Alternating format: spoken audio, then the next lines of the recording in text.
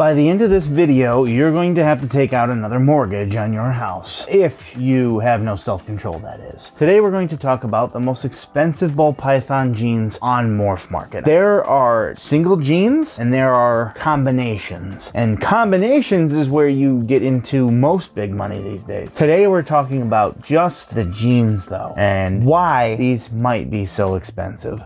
First genetic we want to talk about today is tri-stripe. And tri-stripe is named appropriately because it kind of has three stripes. For one, the snake is a darker snake, I feel. It has one very deep dark stripe down its dorsal. It also has two smaller ones typically going along the side, but just by itself I think that the tri-stripe is heavily overlooked. The first tri-stripe combo I come across when I just sort by the most expensive is nicknamed the Game of Death, and it's a tri-stripe desert ghost pastel, and it's very, very cool looking. Obviously desert ghost and pastel work quite well together, but with that tri-stripe I think it does very good because it pulls in that deep dark along the dorsal of the snake. Another reason why I really like the tri-stripe, shows off in any color changing morphs like Xanthic and Ultramel. I'd love to see it with one of my favorites that we'll discuss later as well, but I love this because, I'll say it again, I love contrast, and the tri-stripe does that because it has that large dorsal stripe that stands in heavy contrast to whatever the next color will be. And then if it's Xanthic, you're getting dark blacks and grays or even whites in some cases. I'd love to see that tri-stripe with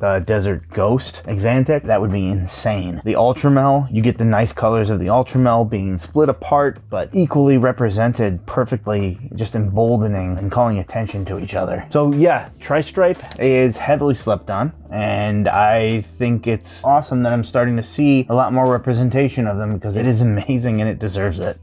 Next up would be the puzzle morph. And puzzle is something that we are into now. Puzzle brings in a bunch of, well, little puzzle pieces. It almost looks like little teeny puzzle pieces on the snake, and it jumbles up the pattern. It also serves, in my opinion, to clean the snake just a little bit, to brighten it, although that's not its main feature. Its main feature is clearly that chaos that it brings to the side pattern. And it's not a blown up, dirty chaos. It's very cool, especially when you get it into color morphs, because again, you're seeing a difference in contrast with the snake, and that little bit of brightness I mentioned, you can really see it in something like Ultramel. There's also another gene I'd like to see paired with puzzle that I will be working on myself, and that other gene that will be paired with it we'll be discussing later. But puzzle is very much a pattern mutation, similar to how tri-stripe was a pattern mutation, but in a completely different way. Tri-stripe is very clean. You know what you're getting with it. Puzzle is chaotic in terms of what it does to the pattern, but not dirty. Still very clean in my opinion. And it works with a lot of different things. Puzzle I hear described as the new clown. Now, that's a tall order, but is it a project that I'm seeing get introduced to in a lot of things? Yes. And I think it's one that is going to take off and run. Now, I don't know if anything can capture quite how clown has captured, because clown ain't going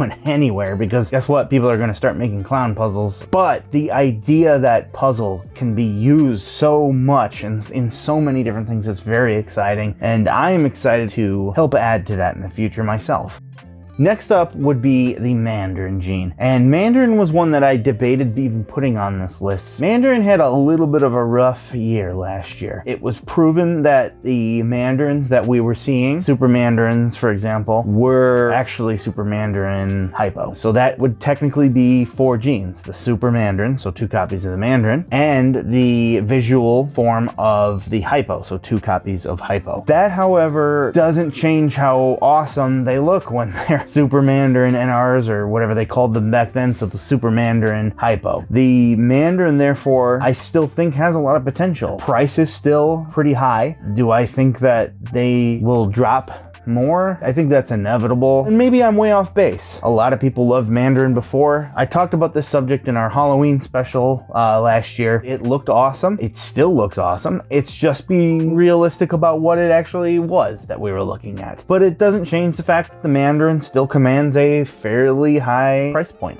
Next, we're going to talk about one that I hear about all the time. Whenever I mention it, I get people saying how great it is, and then I get people telling me how horrible it is, and that's Sunset. Sunset is incredibly popular. Sunset is being worked by a bunch of people. And guess what? Sunset's cool. I don't care. Sunsets are a very orange, rusty colored snake. There's nothing quite like a sunset. Nothing has been able to bring that much color into it. And that's where I'm getting at. Now, some people like to attack the sunset because it browns out when it gets older. And it does. Single gene sunsets will brown out when they get older. Now, with that being said, people have already made combos that seemingly have done a lot of wonders for this animal. Whether it's the sunset pied, I saw the sunset clown pie, they brighten them up quite a bit. I saw a sunset lavender. All these snakes I've seen in person, by the way, not over just a video. They all looked wonderful. They were so gorgeous. The sunset lavender, ironically, I think was easily my favorite. Sunsets still command a high amount, and they're getting worked a lot. So what does that mean for the future of sunset? I think that sunset is approaching a level of popularity that clown possibly is. I don't think it'll get to where clown ever was, but I think it'll come pretty darn close to where clown and even pied were. And I feel like at some point, sunsets will become a little more affordable because of their popularity. As people start to work them, they're going to be created more. It becomes to the point where they have to drop in price. Now, do I think it's going to have a price plummet anytime soon? No, I wouldn't say a plummet because, again, the popularity is still up there, but I have noticed them start to come down, and it's not because of the lack of popularity of the snake, it's because there are more and more of them being created, which is a good thing. When the prices drop because of availability, it shows popularity of the snake, but I don't think we're even close to being done to where sunset can be. Sunset is one of the most unique snakes we've ever seen.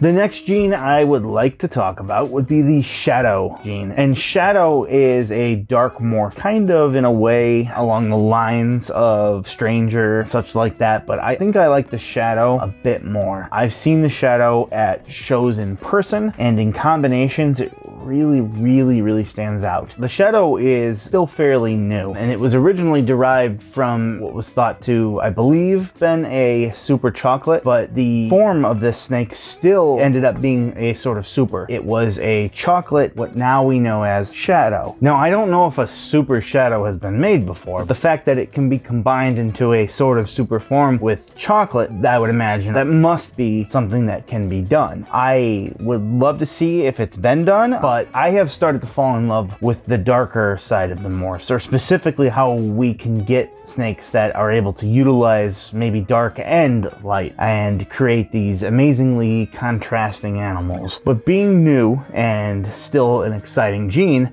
the price is of course still up there. The next one that I want to talk about would be the Bang gene. The Bang gene is not one that you find very often in the United States, although as of writing this, there is one available and it says to please inquire, which tells you everything you need to know about that price point. I feel like it's far more popular and prevalent in Europe, but it is starting to spread in popularity over here. It looks like one of those super high intensity orange dream enchies, yellow bellies that you might find out there, but supposedly it's just one gene. Maybe it's the Super Bang. I need to learn a little bit more about this one, but it's pretty darn intense and it's a nice creamy color. It is definitely very beautiful, and I feel like seeing this gene in a lot more combos will give it a lot more time in the limelight. Keep an eye on this gene because it is going to grow. Next up would be the Pixel, and Pixel is very well described. It pixelates the snake. You might be thinking that it's kind of like GHI, and you wouldn't be too far off. The difference here is that GHI brings in a more shadowing, and it pixelates only certain parts of the snake, whereas the Pixel, I feel, just pixelates the whole darn snake's body, other than the head, really. Pixel will be the highest ranking incomplete dominant on our list today. Most of them, as you noticed, have been recessive, and going forward, the top 3 will be recessive. But that says something pretty highly for the Pixel. This particular morph, for some reason, just to me, screams blood python. It is intensely amazing. Leopard does bring in a lot of crazy stuff to the pattern. Red stripe will add some coloring, and so will fire. But this pattern is brought crazily out of whack by the pixel combining with the leopard, which is what makes it, I think, a great combo in general. If you love GHI like I do, then the pixel certainly excites you, as it does me. I don't know if I want to sink $3,000 or so into an incomplete dominant just yet, but it is something that's going to grow, and it's super, super cool. I'm very interested to see where this can go. Before we get into our top 3, I wanted to call out one small honorable mention, and that would be the Patternless, and that's just because it's very highly priced. There's not very many of them. In fact, I think there might only be 2 on Morphmarket, and they're about $4,000 a piece. Patternless definitely does what it says it is. It's a patternless snake. It's like an orangish yellowish snake. Unlike with the blue-eyed Lucy's, which you really can't add color or pattern to, you can, I believe, change the color of the Patternless, and who knows how that might react with other morphs in the mix. Maybe you do get some of the pattern back in there. I don't know how this works. I haven't seen it work really in anything, but it is one of a kind, pretty expensive, and I still think that we have a lot of work to do to prove that this is truly just a snake that you can affect the color on. So who knows what the future holds for the Patternless.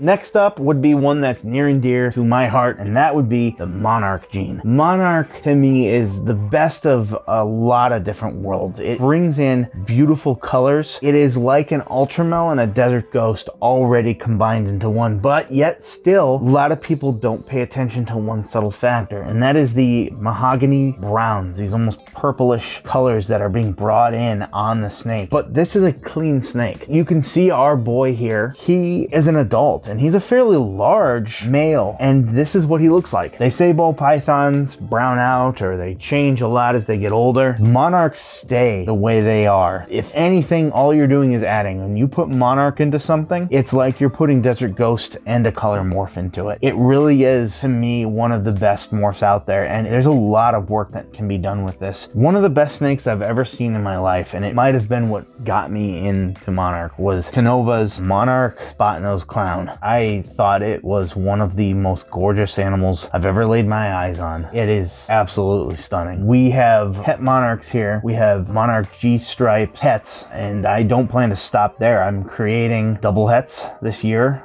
for Pied Monarch, for Clown Monarch. Monarch, I had previously mentioned I want to combine with my own puzzle. It was also what I alluded to when I was mentioning Tri-Stripe, and what I think would look absolutely stunning just because of that amazing color. It would only serve to darken the brown, intensify this snake so much. It would be gorgeous. Monarch is still highly priced. I sometimes have found some of them on sale, but they still never really dipped below high 2000s, and for the most part they sit around $3,500, whether it's a male or a female that you're looking at. Sometimes you can find them with pastel in it, just like with Desert Ghost. It works very well with Monarch. I like Monarchs with and without pastel. It's like they're different flavors. One's just a little bit brighter, but one has a little bit more of that darkness. But the pastel does not brown your snake out in this case. Monarch has so much potential. That I can speak on from a personal standpoint, and also confirm that, yeah, it's still up there in price. The second to last gene we're going to talk about today would be the zebra morph. Zebra is intense. I'm starting to see more and more of it. It was always amazing. It's, again, a morph that does a lot, and it's one that I'm expecting to see a lot more representation for going forward. They have a sort of zigzag pattern, almost like a zipper along its back, very much like a zebra. They are also very bright and clean, and as they age, they seem to pixelate a little bit along the side, which is a pleasant addition in my opinion. But because they're so clean, they age very well as well, and they pair with a lot of cool different things because of that crazy zigzag pattern. I think what I really love about zebra is that when you're looking at a ball python, most of the time a lot of their beauty is found on their sides, but from a top-down view it looks a little different. Not that they're not beautiful, but they might not show all their beauty on the top of their body. Zebras capture your attention when you're looking directly down on them from the get-go. Zebra really pairs well with genes like Yellow Belly and Orange Dream and even Pastel. Since the morph itself serves to help clean up, it naturally enhances these genes and takes the edge off of their ability, such as with Pastel, to slightly brown out with age. Instead, it creates a bright, vibrant, creamy creamy looking snake with an absolutely insane pattern zigzagging down his back. Naturally, snakes that are color enhancing pair very well with this animal, but so do other genes like Enchi, because Enchi will bring in even more chaos to that pattern and color because it also brings in some tingy oranges. Look for zebra to just continually be taking the center stage as the years go by, because it is only going up from here. And last up should surprise nobody, and that would be the Monsoon. Monsoon is the most chaotic pattern that you are getting out of a ball python. It completely explodes it into, well, it looks like little raindrops, which is where it got its name from. Monsoon has held its value at an average minimum cost I think I've seen of about 10 grand. Any little teeny gene added to it almost doubles that. With that being said, I don't know how well it works yet with other pattern enhancing morphs. Because of what it does to the pattern, I would imagine it would absolutely dominate whatever it's put into, but there's got to be a way to enhance it or change it in some way, I would imagine, and I'm certain people will tinker and figure that out. With that being said, at the cost, there's not as many people doing so, and when you're getting a return on a snake that you paid a decent amount on, you want to get the most return as you can get. So some tinkering is, especially in that regard, not going to happen at first, I feel. Color, however, that I'd love to see a lot of different things. Ultramel, the previous Monarch that I had mentioned, I would love to see with that. There are a lot of different color morphs you can see with this, but the pattern morphs, I do not know. But when you have something that looks that intense, you're already there. Why would you need to change the pattern? You know what you're getting. That is the whole selling point of the Monsoon. If it changed it massively, I don't know if it would be well received anyways. Now it's about experimenting with different colors and seeing what looks that you can get out of that. But it certainly dominates the scene, and I don't see that changing anytime soon. Although zebra can come close, Monsoon still right at the top in my opinion. So that was what we consider the top 10 most expensive genes right now in ball pythons. We will be doing a follow-up part 2 of this where we discuss the top 10 combinations, and this is where it's going to get crazy.